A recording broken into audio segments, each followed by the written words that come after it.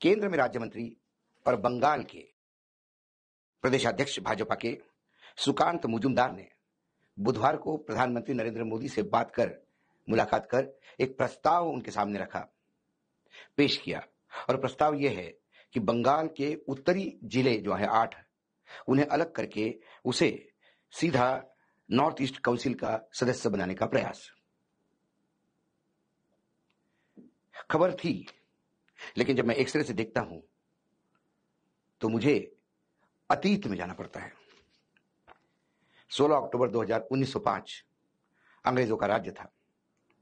Governor general Lord Curzon थे। Lord Curzon ने 16 अक्टूबर 1905 को बंगाल का डिवीजन किया, बंगाल का बंटवारा किया। बंगाल प्रोविंस बहुत बड़ी थी। वर्तमान में बांग्लादेश, पश्चिम बंगाल अभी का, उड़ीसा और बिहार भी इसी बंगाल प्रोविंस का हिस्सा थे। तो लॉर्ड कर्जन ने तो बड़े आराम से बोल दिया कि इतनी बड़ी प्रोविंस है, इसका प्रशासन ठीक से चला नहीं पाते, इसीलिए इसको तोड़ना जरूरी है। 20 जुलाई 1905 को ही उन्होंने इसकी घोषणा कर दी थी। फिर जब इसका डिवीजन हुआ तो कुछ क्षेत्र आसाम में जोड़ा गया, कुछ क्षेत्र पश्चिम बंगाल, वर्तमान जो पश्चिम बंगाल है, उड़ीसा और बिहार मिलकर पश्चिम बंगाल बनाया गया और मुस्लिम क्षेत्र को अलग रखा गया। लॉर्ड कर्जन ने जो कारण दिया था, क्या वो कारण वही था? नहीं, मेरी मशीन कुछ और बताती है। आजादी का आंदोलन का समय था। पश्चिम बंगाल राष्ट्रीय चेतना और देशभक्ति का उगम स्थान था, एक न्यूक्लियस था। बड़ी बड़ी क्रांति की योजनाएं वहीं बनती थी। अंग्रेज इससे परेशान थे। उनको बंगाल तोड़कर नेस्तनाबूद करना था। उनको प्रशासकीय कारण भले दिए होंगे, लेकिन उन्हें लगा कि यदि हम बंगाल ऐसा तोड़ देते हैं तो ये जो केंद्र बिंदु है देशभक्ति और राष्ट्रीय चेतना का, ये खत्म होगा। लेकिन फिर उस घोषणा के बाद भयावह, मतलब जुलाई में ही जब तय हो गया था करना है, तो उसके बाद बंगाल में एक आंदोलन शुरू हुआ और 7 अगस्त 1905 को टाउन हॉल में, तत्कालीन कलकत्ता, अभी वर्तमान में कोलकाता कहे, वहां पर एक बहुत बड़ी रैली का आयोजन किया। श्यामा प्रसाद मुखर्जी भी उस बंगाल के विभाजन के विरोध में खड़े हो गए। परदेसी चीजों का, खासकर इंग्लैंड से आयातित चीजों का, कपड़ों का, विलायती चीजों की होली जलाई गई।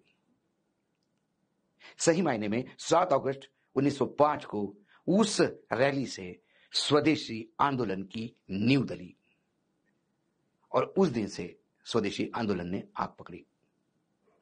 विलायती चीजों का बहिष्कार वहीं से शुरू हुआ। तो 16 अक्टूबर 1905 को जो लॉर्ड कर्जन ने घोषणा की, उसके मायने तो मैंने आपको दिखाए। अब उसी कैनवास पे मैं आपको लेके चलता हूं वर्तमान में 2024 में। सुकांत मुजुमदार ने ऐसा क्यों किया? ये जो 8 जिले हैं उत्तरी बंगाल के, कुछ बिहार, जलपाईगुड़ी, दार्जिलिंग, अलीपुरद्वार, इन जिलों का वैसा भी नॉर्थ ईस्ट के साथ थोड़ा मेल जोल है, कल्चर एक जैसी लगती है। लेकिन यह कारण कतई नहीं।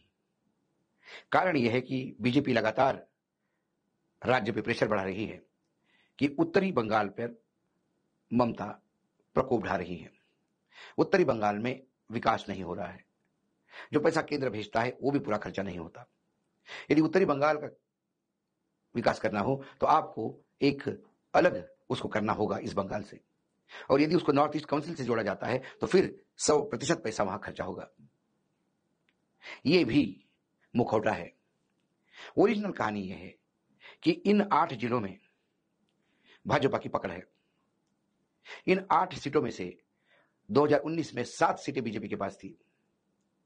इस बार जब बीजेपी बुरी तरह से शब्द हारी, तब भी 2024 में 8 में से 6 सीटें वापस बीजेपी के पास आई। खासकर वहां शेड्यूल ट्राइब जो वोट बैंक है और मतुआ समाज, क्योंकि मतुआ समाज का कार्ड बहुत पहले से बीजेपी खेलते आ रही है कि सीएए लागू होने के बाद मतुआओं को भारतीय नागरिकता दी जाएगी। उनको लगता है कि उन 8 जिलों के साथ यदि एक अलग राज्य बनता है तो फिर वहां भाजपा की अपनी सरकार होगी।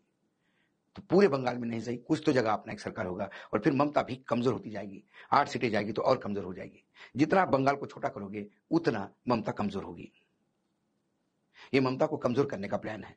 वैसे बंगाल में तो राजवंशी समुदाय के नेता आते हैं, अनंत महाराज, वो बहुत पहले से कुछ बिहार राज्य की मांग कर रहे हैं।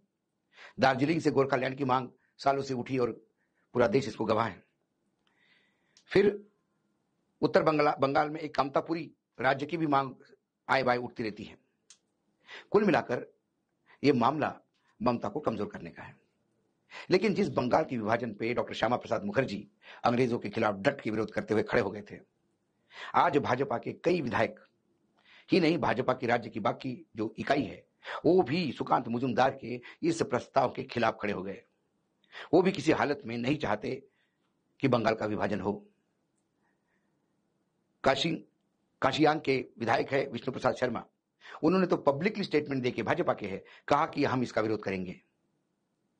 बंगाल और बाकी राज्यों में लगता है कम से कम अस्मिता, बंगाली अस्मिता के लिए और अपने राज्य को बचाने के लिए इन दो गुजरातियों के सामने खड़े होने की कोई हिम्मत करता। सुकांत मुजुमदार का ये प्रस्ताव यकीनन सुकांत मुजुमदार का नहीं होगा। ये उन्हें बोला गया होगा कि ये प्रस्ताव आप लाइए, इस पे हम काम करेंगे। आने वाले समय में यदि महाराष्ट्र कब्जे में नहीं आया तो महाराष्ट्र के भी टुकड़े होंगे। उत्तर प्रदेश 3 भागों में डिवाइड करने का तो मायावती जी ने ही प्रस्ताव पारित किया था। उसको लोकसभा में और राज्यसभा में पारित करने का प्रयास करेंगे क्या? क्योंकि यदि योगी जी कब्जे में नहीं आए तो फिर प्रदेश को तोड़ दो, ममता कब्जे में नहीं आई तो प्रदेश को तोड़ दो। उत्तर प्रदेश में तो बड़ी अजीब स्थिति है। योगी इनके खुद के ही है, लेकिन जैसे मोदी जी आंखें दिखा रहे हैं संघ को, वैसे योगी जी आगे दिखा रहे हैं दिल्ली को। सब एक दूसरे का अनुकरण कर रहे हैं, फ्री फॉर ऑल चल रहा है। लेकिन सत्ता के लालच में क्या कोई राजनीतिक दल इस हद तक उतर सकता है? एक उत्तरी पूर्व का राज्य मणिपुर, इतने 1 साल से ज्यादा का समय हो गया, अभी भी जल रहा है। यह सरकार वो आग बुझा नहीं पा रही है।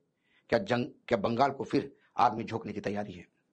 क्या अंग्रेजों ने जैसा बंगाल बांटा था अपने निजी स्वार्थ के लिए और अंग्रेजी हुकूमत के खिलाफ उठने वाली आवाज का दमन करने के लिए, तो क्या बंगाल का एक विभाजन फिर होने जा रहा है सिर्फ इसलिए कि एक बुलंद आवाज कलकत्ता से खड़ी उठती है और वो शेर निधारती है तो गुजराती हिल जाते हैं? क्या ममता का आवाज या ममता का गला घोटने के लिए यह प्रस्ताव लाया गया? मैं जब एक्सरे से देखता हूं तो मुझे इसमें से बहुत सारी चीजें दिखती है जो मैं आपके सामने लाया हूं। आज इतना ही, कल फिर आता हूं किसी विषय के साथ।